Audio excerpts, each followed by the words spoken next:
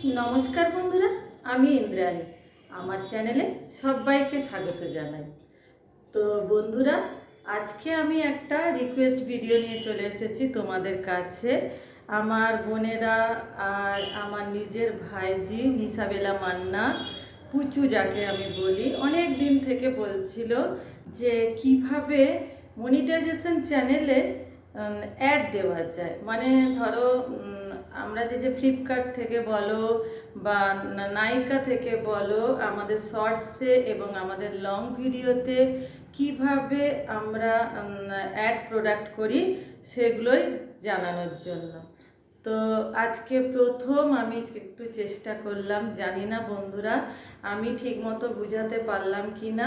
তোমরা বলবে ভিডিওটা দেখে যদি একটুও বুঝতে পারো, আর যদি না বুঝতে পারো বন্ধুরা সেটাও তোমরা আমাকে কমেন্টে জানাবে। তো চলো বন্ধুরা, দেখতে থাকো আমি কি ভিডিও বানাচ্ছি।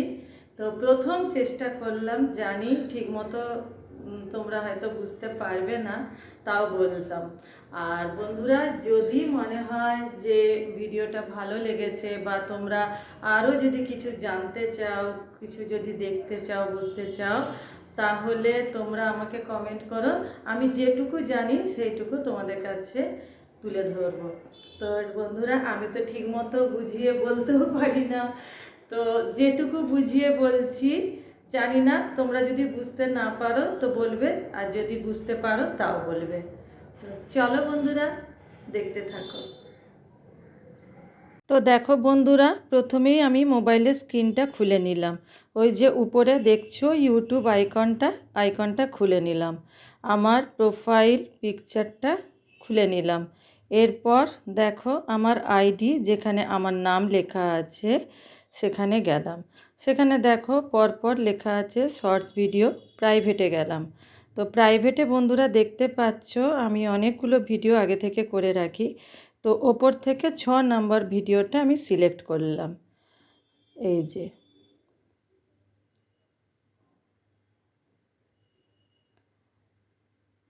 সিলেক্ট করার পর যেমন তোমাদেরও দেখো ফোনে আসে, এডিটের অপশানে গেলাম। এডিটের অপশানে গিয়ে ওখানে দেখো আমার ছবিটা আমি ঠিকঠাক করে নিলাম। এরপর আমি থাম্বনেল বানাবো। তো ছবির ওপরে এই দেখো লিখে নিচ্ছি। দেখো লিখে নিচ্ছি, আপনি বিবি বলে তো ভাষণ, दूसरे के बीबी बोले तो कोयल। এটা লিখে নিলাম। একটা ছোট্ট করে ইমোজি দিয়ে দিলাম রাগের, ব্যাস সেটিং করে নিলাম। কালার দিয়ে দিলাম, কোন কালারটা ভালো লাগছে দিয়ে ওটাকে চেপে ধরে উপরে তুলে নিলাম। ঠিকঠাক করে তুললাম যাতে স্ক্রিনের মধ্যে দেখা যায়। তো চলো বন্ধুরা, থাম্বনেল তো বানানো হয়ে গেল। এরপর দেখো এখানে টাইটেল বানাবো। তো টাইটেলে ওই লাইনটাও লিখে দিতে পারি, কিন্তু হ্যাশট্যাগ দেবো তো ওই জন্য অনেক বড় লেখা হয়ে গেছে, তাই শুধু লিখে দিচ্ছি दूसरे की बीबी बोले तो कोयल।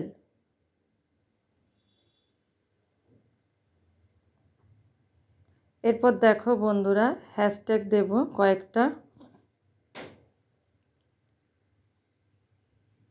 এই যে হ্যাশট্যাগে আমি প্রত্যেক দিন প্রত্যেকটা শর্টস ভিডিওতে তো হ্যাশট্যাগ দিই, ওই জন্য ওয়াই লিখলে ওয়াইটি শর্টস চলে আসে, তারপরে সি লিখলে কমেডি চলে আসে, দিয়ে ওগুলোকে সিলেক্ট করে করে কয়েকটা হ্যাশট্যাগ দিয়ে দেব।